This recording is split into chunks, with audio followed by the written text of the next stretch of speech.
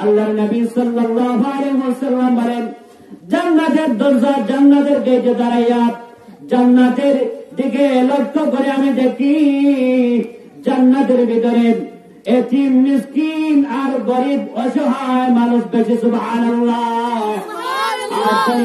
আটকা পড়ে গেছে জাহান্নামের সামনে, জাহান্নামের গেটে দাঁড়াইয়া জাহান্নামের দিকে লক্ষ্য করে দেখলাম জাহান্নামের ভিতরে মহিলাদের সংখ্যা বেশি। বলেন নাউযুবিল্লাহ।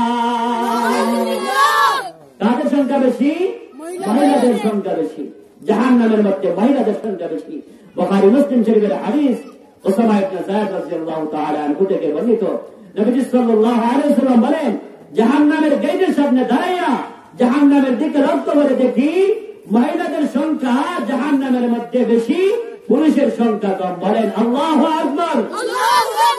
এজন্য আমার পর্দা নিশি মা বোন যারা আছেন লক্ষ্য করুন, জাহান্নামের মহিলাগণ যার প্রধান কয়েকটা কারণ, তার মধ্য থেকে একটা হলো মহিলাগণ বেপর্দা চলাফেরা করেন। আরেকটা কারণ হলো মহিলাগণ স্বামীর নাশুকরি করেন, আল্লাহ তাআলার নাশুকরি করেন, বেশিরভাগ কথাবার্তা বলেন, বেশি কথাবার্তা বলেন। এজন্য দুনিয়াতে যতদিন বেঁচে থাকবেন স্বামীর নাফরমানি করা যাবে না। স্বামী যদি আপনার উপরে খুশি রাজি থাকেন তাহলে আল্লাহর তৈরি জান্নাতের মেহমান হয়ে যাবেন। সুবহানাল্লাহ।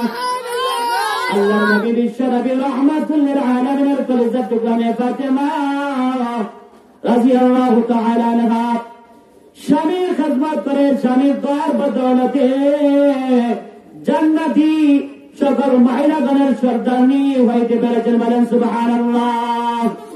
আল্লাহর নবী বিশ্ব নবী রাহমাতুল লিল আলামিনের কলিজার টুকরা মেয়ে হযরত ফাতেমা রাদিয়াল্লাহু তাআলা আনহার স্বামী, প্রাণের স্বামী হযরত আলী রাদিয়াল্লাহু তাআলা আনহু যুদ্ধ করে, জিহাদ করে, লড়াই করে ক্লান্ত শরীর নিয়ে যখন বাড়ির মধ্যে ফিরলেন, ঘরের মধ্যে ফিরলেন, প্রিয়তমা স্ত্রীকে বললেন এক গ্লাস পানি পান করার জন্য, এক গ্লাস পানি আনার জন্য।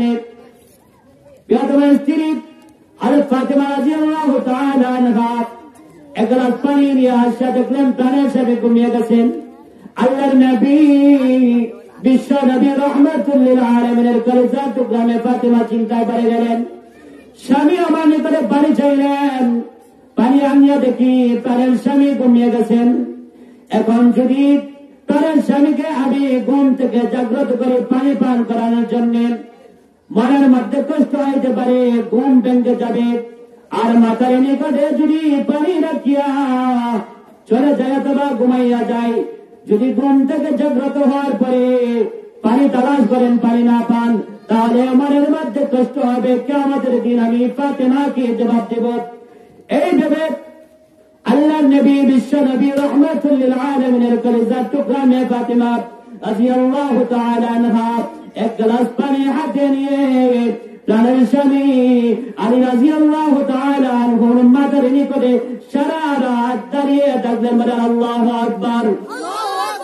আলী রাদিয়াল্লাহু তাআলা আনহু যখন ঘুম ভাঙল, ঘুম ভাঙার পরে যখন ফাতেমা রাদিয়াল্লাহু তাআলা আনহাকে দেখলেন মাথার নিকটে এক গ্লাস পানি হাতে নিয়ে দাঁড়িয়ে আছেন, জিজ্ঞাসা করলেন, ফাতেমা তুমি কি সারা রাত ঘুমাওনি? আল্লাহর নবী বিশ্ব নবী কলিজার টুকরা মেয়ে ফাতেমা রাদিয়াল্লাহু তাআলা আনহা উত্তর দিলেন, তার স্বামী গো সারাদিন যুদ্ধ করে, জিহাদ করে, লড়াই করে যখন বাড়ির মধ্যে ফিরলেন, ঘরের মধ্যে তাশরিফ আনলেন, আমার নিকটে এক গ্লাস পানি চাইলেন, পানি আনিয়া দিকে আপনি ঘুমের মধ্যে চলে গেছেন, ঘুমাইয়া গেছেন। ঘুম থেকে আপনি জাগ্রত করলে মনের মধ্যে কষ্ট হইতে পারে, আপনার ঘুম ভাঙলে আল্লাহ তাআলার নিকটে কি জবাব দিব মনের মধ্যে কষ্ট হইলে? আর যদি মাথার নিকটে পানি রাখিয়া চলে যায়, ঘুম ভাঙার পরে যদি পানি তালাশ করেন, পানি না পান, কি জবাব দিব আল্লাহ তাআলার নিকটে? এই ভেবে আমি ফাতেমা এক গ্লাস পানি হাতে নিয়ে সারা রাত আপনার মাথার নিকটে দাঁড়িয়ে আছি। বলেন আল্লাহু আকবার। শোনার পরে আল্লাহর নবী বিশ্ব নবী রাহমাতুল লিল আলামিনের ইয়া সাহাবী হযরত আলী রাদিয়াল্লাহু তাআলা আনহু আর না শুকর থাকতে পারলেন না।